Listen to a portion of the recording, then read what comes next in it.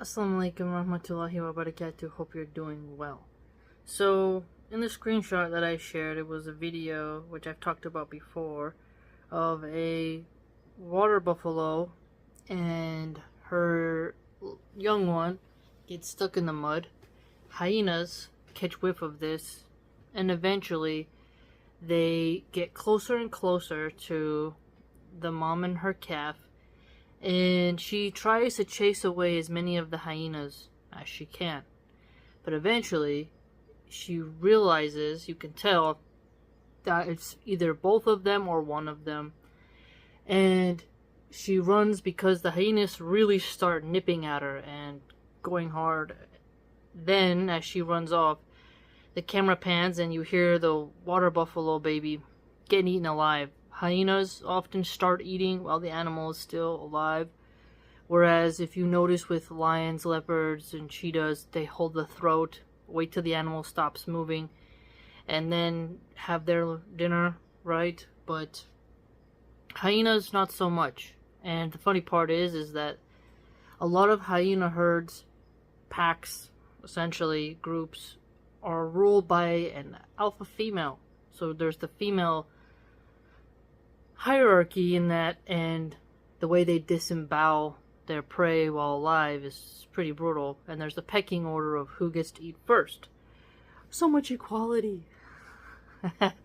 And what fascinates me so much about just looking at the raw earth is it helps you to realize that earth is quite a difficult place. And it's going to remain that way regardless of how much atheists will call religion oppressive. Because a lot of atheists will contend humans are cruel, therefore God doesn't exist. And there's suffering in the world, therefore God doesn't exist. There's suffering in the world, therefore how can I believe God is merciful? There's suffering in the world, God is evil because God allows that. And they keep that reference within the human framework. But if you look at how difficult life is for everything on this planet, you realize it's a contest of life and you have to keep pressing onward. You can't give up. You have to be steadfast and patient. As a human, we are given difficult mental faculties in a way. We have a different kind of consciousness that allows us to see the world and a new perspective, different than some animals for our particular environment and context. And what we do with that, we will be judged by. How the animal will be judged will be different than the way we were judged. And we have the capacity to not just rely on instinct. I'd argue we have the ability to rationalize ourselves out of a baser instinct. For example, a woman and a man could be flirtatious, both married. Their bodily instincts are getting hormonal, but the rational mind and the soul, which has God consciousness, taqwa, and fear, and is fearful of Allah subhanahu wa ta'ala, can stem and push that down and then try to get away from that situation and repent and ask for forgiveness. So we are able to have this conflict of the instinctual biological urges with the rational mind that knows what we should do, and the ability to have ethics. And when you see how women will suffer, the feminists will say, well, women suffer, therefore God isn't real, and marriage isn't worth anything, and motherhood is a trap, they'll say. But then, if you really take a gander about how rough some other animals have it, you begin to see that humans have been given a unique opportunity to prove and test themselves, and how fragile our babies are, and how we have a unique ability to care for our children when we put our hearts into it. And the sacrifices we make as women for our children are different than the animal kingdom. Now, we do have to protect our children from predators of human trafficking, kidnapping, and all that stuff. We have to protect them. And also from sexual deviance. If you look at some prison cases, there are people who will harm babies in that way. And so evil does exist for the baby. And I recently read a true crime news report of a father who put antifreeze in his newborn baby daughter's bottle because he didn't want to pay child support. And that was quite heartbreaking. And the red pill manosphere, especially women like Pearl Davis, have said men should not pay any child support. And I just think about how their rhetoric contributes to the child support narrative, that this man eliminated the life of his own daughter because he didn't want to pay child support, which made me think about the ayat in the Quran, which tells us to not kill our children out of fear of poverty. And further, it made me realize that some men don't want to step up for fatherhood, and the saying that when you consent to sex, you consent to conception. And if you are a smart person, you realize every time you have intimacy, you have three options: to take care of the child, abandon the child, or murder the child through abortion. You only have those three options. And so whenever a woman opens her legs for a man, she herself is consenting to conception, and she is giving her child these three options: to be abandoned by the father, to be eliminated via dismemberment, which is abortion, or to be taken care of, loved, and provided for. Right? And humans have this free will to decide which path will they take. And yes, there are difficult moments in our journey of motherhood when the child is very young and you are sleep deprived. But think about how the women in the past had to face even more surmountable things and how they needed a man to help them. When you look at the natural state of adult human females and how when you're pregnant, you really need your man to protect you. You need him to bring home resources. Now, I know that there's some Instagram women who are running while pregnant and they leave their kids in daycares all the time and use nannies, and then they're in the gym and they record these 50-second reels on Instagram like they're working out while their poor child is strapped to a stroller for an hour staring at them. You know, there's a lot of misleading information there. So the Wonder Woman moms are very different in the way in which they mother versus the ones who look like they're mothering. It's very daunting task. And it's either you take care of your child or you quickly bounce back for lust reasons in case you need to replace your man. And in case he goes to another chicken coop, as they say. A lot of women do that out of extreme fear. And they neglect their actual mothering in order to service the male phallus. And so that's why I think it's important for women who are doubting their spirituality. They feel, well, motherhood is hard. God hates women. Therefore, I don't want to believe in God and I don't want to be a mother. But then I will tell you to pause and think about that water buffalo.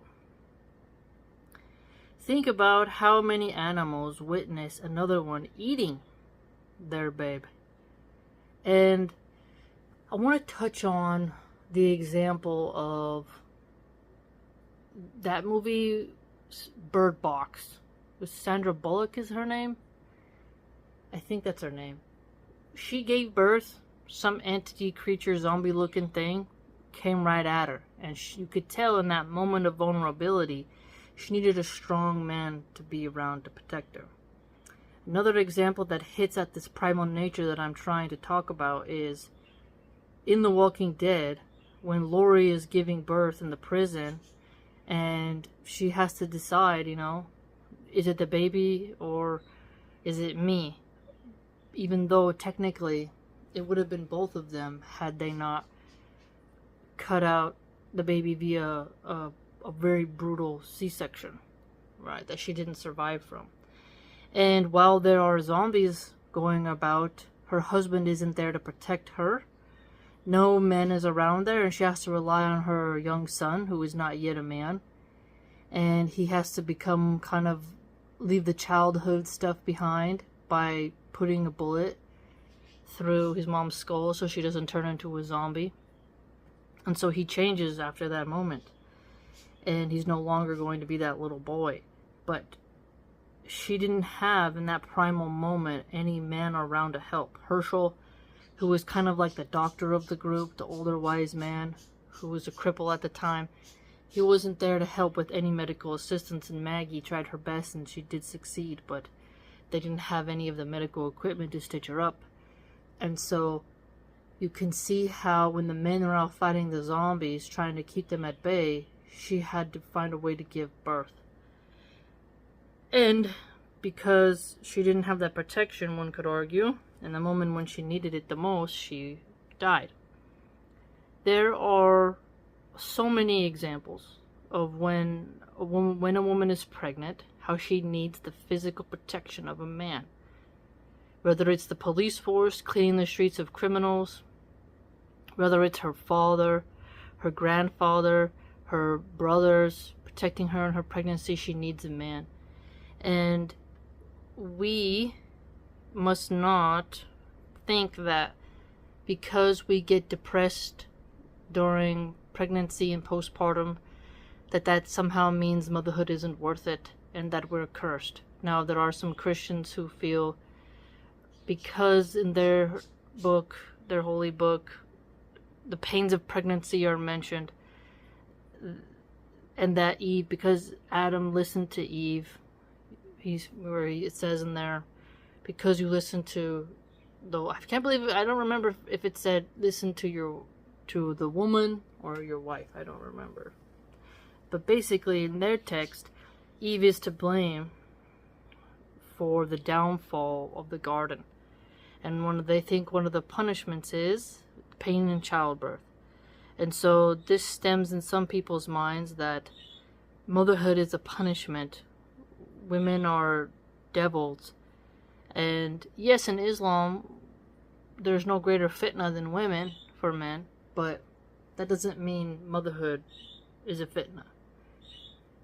Rather, there will be moments of test and trial, but we are to have gracious patience. And the ayat that talks about how children are a trial, whether you have many or none, the one that hints at that, I don't remember exactly what surah it's in, but it talks about how children and wealth are a test and trial, and you're not to kill your children out of poverty. This hints that just because you are not rich doesn't mean you can't be a mom, and it just means that you'll have different circumstances and resources at your disposal for your motherhood journey. But we know that when we read the hadith that talk about a believer will have sins forgiven even if they suffer the pain of a thorn, right? So your suffering, the thorn hadith, really shows you that if you endure with gracious patience and you don't resent Allah subhanahu wa ta'ala for your tests and trials, and you know that He's giving you a manageable burden for a while, whether it's mental, financial, or whatnot, that you can still get through it. And if you do a good job and you persevere, you'll be rewarded for that graciousness. And so spend time when you're a mom, look around at how other creatures have it, and how men really do, when they are acting right, they take on that protector, guardian role. It benefits us women greatly. Now, while you're beautiful in your prime, you haven't had kids yet, and you're unmarried, and you have money in your bank account, and your health is, steady, the arrogance and the ego come up real fast, and you begin to speak nonsense. But when you are bleeding after having a child, and you've just been stitched up from a C-section or an episiotomy, or you're just relaxing in your peaceful home birth pool, you recognize and look over at your partner, whether he's perfect or not, that you need him desperately. Okay? And the mercy that men show towards women in that vulnerable moment, for the sake of their child and for the pleasure of Allah subhanahu wa ta'ala, because it's their duty, shows you that there is a balance that has to be had, and that just because there is suffering doesn't mean that God isn't real. Humans who think they don't have to suffer on Earth are selfish, and they need to see that everything suffers on this Earth. The little seedling that suffers to get water and shrivels up and blows away in the dust suffers. The baby sea turtles, when they hatch and they have to quickly get into the water, and how many predator birds are scooping them up and eating it. Think about that. Or humans who go and step on the eggshells. I mean, countless creatures are on a planet where it's strive until you die. Now, regardless of how angry you get at Allah subhanahu wa ta'ala for that, that's the way the system is. So you must operate within that system. You're not going to escape it. Atheists, with their human rights, cannot remove human suffering. You can't remove any form of animal suffering. For a lion to live, something must die. For even in a birch tree, which grows the really yummy chaga mushroom, which I like that tea, some of those trees have a short lifespan, and bugs will eat those trees, and even the biggest trees can be brought down with a lightning strike, running out of water, a bug infestation, you name it. They don't live forever, these trees. So a tree has a lifespan. How slow some of these trees grow. A crow can just snatch up a baby squirrel. Just think about how a house cat, plays with a mouse before it finally eats it. It toys with it. Just paws at it and then finally eats it. And think about how a wildebeest, when it's trying to cross with their great migrations, and the crocodile gets it right on the face and then starts spinning, and the last thoughts of this animal are it's spinning in muddy water with crocodile teeth pressing into it, and it's drowned. It's a brutal way to go. That's the Earth. That's the planet we live on. Humans being evil is something that we have to deal with. And nothing in this planet can escape that system. That is our testing ground. We are visitors here. We are passing through. This is not our final home, and we cannot become nihilistic and dejected. Because other creatures have it pretty rough. Just look at insects, for one. I mean, when a wasp comes, like a hornet, just to a little tiny beehive, they're just working, the honeybees are doing their job, and how they just have to swarm all together and win, otherwise he's taking out some of them. Or the praying mantis ripping off the head of its mate, black widow spider. You can think of countless creatures where it's like pretty brutal, pretty intense. Think about the loneliness of a great white shark. It doesn't go in like big schools of fish. It's like swimming endlessly alone, just out there. That's pretty wild. Pretty wild. And even the polar bear is out there in this cold, snowy landscape, trying to get a nice chunky seal, and then it just slips into the water, and then they have to try again. And how the mama polar bear is trying her hardest to keep her two cubs alive. That is pretty rough. Pretty rough. Just when I watch these mama ducks with their little ducklings, you're like, wow, that's rough, man. They are so vulnerable. But what will they do? Some will perish. And not too long ago, I saw a little duckling in the river where I couldn't reach it because there's like a big steep drop off and there's no ladder to get back up. It was all by itself, so it's gonna pass away because the mama, I'm looking around, there's no mama around. I don't have a net to grab it or rescue it or to do anything with it. I just have to look at this little duckling and know it's gonna die within a few days and be eaten by the turkey vulture. And so, Earth is rough. And so, when we are humble enough to go before Allah subhanahu wa ta'ala in our prayers and prostrate and make dua and recognize that our own fragility, our own temporal nature, we can become more grateful, because the atheist is quite repugnant in their audacity, in their strange worship of the mind, and their anger at the fate of all on this planet. It's really quite bizarre. An atheist creates a robot which has no compassion. It's purely logical. You know, the machine cannot become loving. It can't do that. They can fetishize about having a robot wife and it'll love them and replace a human and whatnot, and it's just not at that level yet. And maybe in the future they'll be able to code it with "I love you" phrases, but it doesn't. It doesn't have our brain. It cannot experience the world in which we experience it. And if a human wants to fall in love with something they made, it's quite bizarre in the sense that it's mechanical and it's a step down.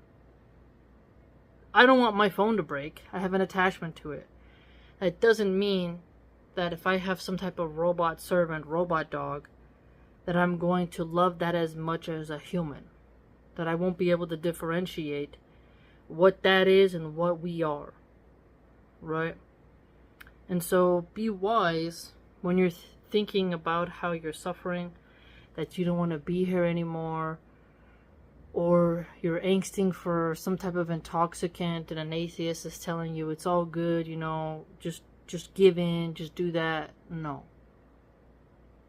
Suffering is ordained for all creatures. You can't get around that.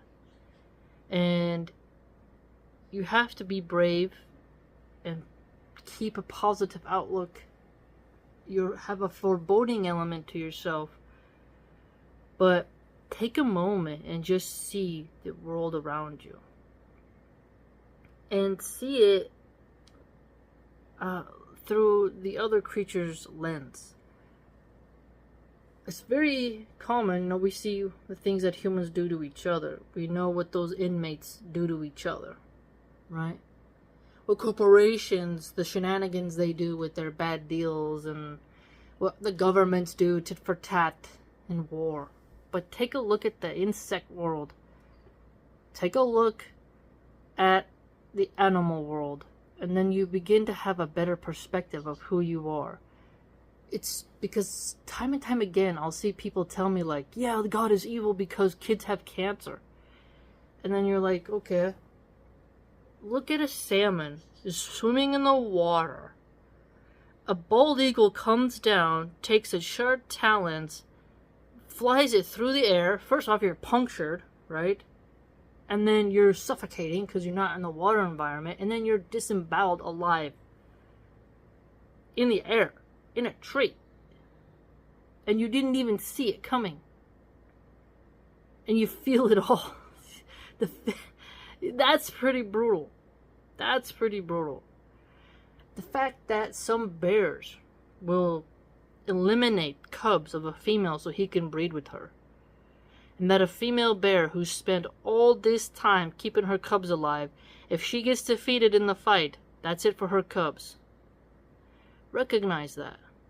Recognize it. It's strange to think that because life has these horrific ends for some, that you should just then throw your hands up in the air and not be humble and ask for forgiveness, protection, and to be guided. Right? It's strange. Very strange. Take a pause and be around nature more. Watch more nature videos. See the beauty of it, but see the intensity of it as well. it's remarkable how many lessons you can get from that. A sign for people who reason. There's so many signs that Allah subhanahu wa ta'ala gives us that actually can help you not be nihilistic. I could give endless examples. Just endless examples. But the animals, they got a pretty rough life. We humans have our sufferings, but we have solutions more available than some animals. However, you can also admire their simplicity, in a sense, versus our complexity and endless expansion of everything. Think about it. So, if you're suffering right now, don't become dejected. Don't lose hope and say, well, obviously, God can't be real because I'm not, super rich and powerful with a bank account with trillions. Like, no, that's absurd. You have something else to be thankful for. Everyone has something that is an advantage and a disadvantage. And there's an animal right now who's suffering in ways that you wouldn't want. So be mindful. Be mindful. The planet you live on is a hostile planet. That's why when people say humans are a virus, you're like, hold up. What? Humans shouldn't exist on Earth. If humans just didn't exist, the world would live in peace. No. Parasites will still be coming out of a bear's bunghole. There will still be orcas eating the liver of a great white shark. There will still be big fish eating little fish. There will still be all of that. All of that. All of it. You're not going to change the system of Earth. You can only change the way in which you respond and try to maintain your humanity as you survive. And not be too naive to the point where you're as dumb as a baby deer prancing around a very hungry wolf. Be mindful. If you'd like to support my content and read more about the things I write, you can do so by joining my blog, which is www.subscribestar.com/MilhanArchive. Hope to see you there.